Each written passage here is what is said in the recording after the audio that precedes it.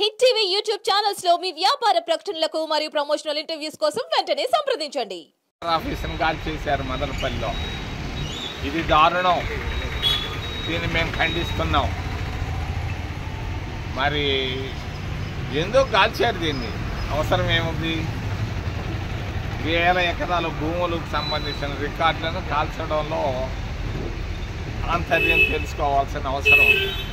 నేను పోలీసు వాళ్ళను కూడా నేను అభినందిస్తున్నా. ఈరోజు పేపర్లో చూశాను, బాగా చక్కగా అన్ని విషయాలు బయటపడుతున్నాయి. వాళ్ళు ఎంత పెద్దవాళ్ళైనా కూడా వెంటనే దీనిపైన చర్యలు తీసుకోవాల్సిందిగా నేను తెలియజేస్తాను. ఒకప్పుడు జమాబద్దీ లెక్కలు ఉండేది, మరి అడంగులాలు ఉండేది. ఈ అడంగులాలు, జమాబందీ లెక్కలు, రెవెన్యూ బోర్డులు, రెవెన్యూ రికార్డులు ఎన్నిటినీ తారుమారు చేసినటువంటి ఘనత నా మిత్రుడు కుమారుడికే దక్కింది.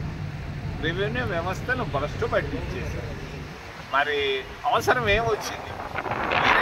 డ్రోన్ లేని సర్వే చేసేదానికి తహసీల్దార్ ఒక ఆయన ఉండే, బియ్యములుండే, పేయములుండే, వాళ్ళని వదిలిపెట్టి డ్రోన్లతో ఏందా నువ్వు సర్వే చేయించేది? పిచ్చోడా, ఎవడు చెప్పాడు ఈ సలహా నీకు?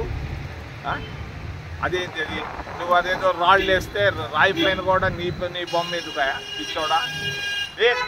ఇవన్నీ తప్పు. ఇది రెవెన్యూ వ్యవస్థని చక్కగా మళ్ళా మామూలు ఆ రెవెన్యూ వ్యవస్థను పాత వ్యవస్థకు తీసుకురావాలని నేను డిమాండ్ చేస్తున్నా. మరి రాష్ట్రంలో అటు ఆంధ్రప్రదేశ్ సంయుక్త రాష్ట్రంలో భ్రష్టు పట్టించినటువంటి కుటుంబాలు 2 కుటుంబాలు, ఒకటి తెలంగాణలో, ఇంకొకటి ఆంధ్రప్రదేశ్ రాష్ట్రంలో. 10 సంవత్సరాలు అక్కడ పరిపాలించి వేల కోట్లు సంపాదించుకొని అధికారాన్ని బాగొట్టుకొని అల్లాడుతున్నాడు ఒక ఆయన.